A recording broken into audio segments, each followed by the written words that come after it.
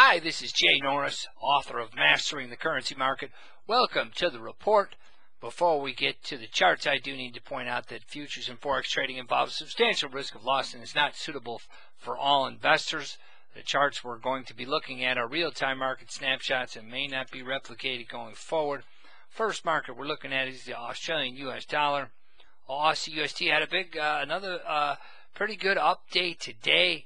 That's three green candles in a row. Look at it, you came charging all the way back. I really thought you did some serious technical damage there. I thought that was significant. And this market came right back like a yo-yo. You shifted the weekly last week, yes, but hard to take that seriously when you're right back up, in the 100 handle. So, you did do some damage. Let's see if this rally is on light volume or not. I'm a little confused. I'm not sure how serious to take that. So there you go. You definitely shift the daily trend back higher, but the damage last week did shift the weekly lower. So technically the weekly still lower, daily back higher. The monthly never bent. The monthly stayed in line there. So, boy, some yo-yo activity in these currencies right now, and you're really below significant resistance in the other markets. Here's the Euro-US dollar. Daily, weekly up in the Euro-US dollar. It's been great day trade from the long side. It really has been. On the other hand, look at you're inching closer to serious resistance. I'll show you that weekly where that resistance is coming from. You see the red line.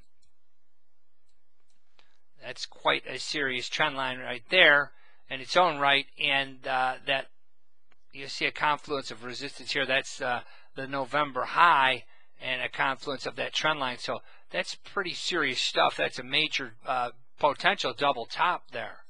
So it's going to be hard to get through that. And I just go to the mattresses now. I just stay out of it, and that's basically where I'm at now. I want to see some definition. Really nothing for me to do as it approaches historic resistance. Next market, the pound dollar. Well, it has not easy been calling these markets. I was thinking distribution. I've been saying in this pound all along, and a distribution marked by big wide price swings. You probably see it on the weekly a little better. Currently it could be distribution. On the other hand, look at the formation of rising wedge. That's a bullish formation, the old rising wedge. So if it breaks out of there, you got to go with it. No ifs, ands, buts. You got to close above those levels. Essentially three. That's a monthly level, the monthly direction line. You need three closes above that. So you get three closes above that. Boy, by the time you get that third one, you could be long gone too. So, boy, it's really something to watch. You have to keep in mind the trend is up. The weekly and daily are still up. So that's powerful stuff. When your weekly and daily are up, boy, that makes it pretty easy on day traders. So if you do get a situation where you get even a little bit of a pullback and then a roll up, here I'll give you an example. Drop it down to 15. When you see that, you get a pullback and then it breaks the trend line, go with it. Here's breaks the trend line, go with it. Well, that's a tricky time of day to trade, but it worked pretty well, didn't it? Breaks that little trend line, you go with it. That's what you're going to look for in this market. And that was all the way down to 15, just giving you an example of how you'd want to trade that. So, hey, the pound's looking good. If it gets above that resistance, that's great. On the other hand, there's nothing for me to do until it does. So I'm just kind of on the sidelines with that euro at historic resistance and now the pound at historic resistance. Hey, let's take a look at the CAD. We pointed out the CAD over the weekend on the weekly report that, yeah, you had a pretty good rally, but overall it didn't do any damage to that overall price pattern you had in place. Of the price pattern was lower highs and lower lows. And there you can see the pound, or the CAD shifted right back down. It's holding on to that price pattern, which is a bearish pattern overall. So no great shakes. You had a little bit of a hiccup here, a dollar rally, but look at that. You're reverting right back to that price pattern, as markets do so often. Here's the dollar chief. And boy, that volatility, I thought that volatility last week was pointing to potential dollar strength in the long run, and that may still be the case. but we can't say that until it occurs. You know, you can't call a market until it does what it's going to do. We have to rely on fact-based triggers, and that's that. Here, what's going on here? There we go.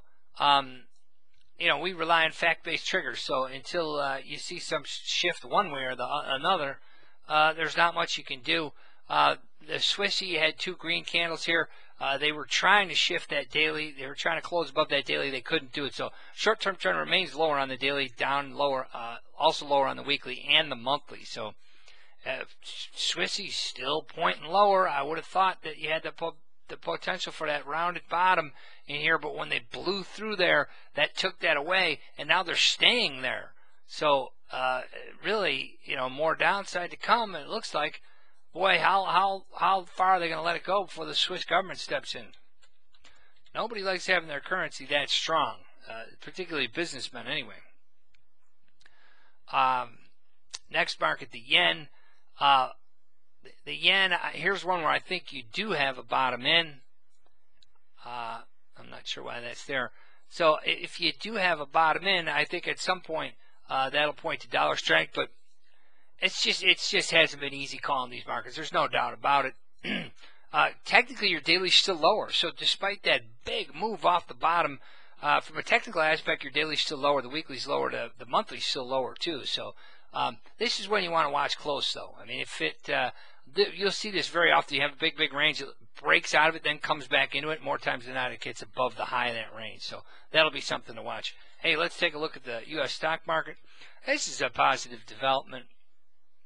Overall, you had a big up day in stocks. You took out that bear trend line along the top there. If you would have connected those highs, you can see you got above that. You swung the daily back in line, so you're above the monthly line, above the daily's back higher. If you close above that weekly, it's probably back on the other side. That's great for global investors. Hey, my name is Jay Norris. I wrote Mastering the Currency Market. We also want to remind you of our contest here. We're giving away a $3,500 scholarship at Trading University. So go to www.trading-u.com/blog, and you look in the upper right here on that website and click on that, and you can register to win the trading course, the scholarship to Trading University. Hey, thank you very much, everyone, and we'll be back with you tomorrow.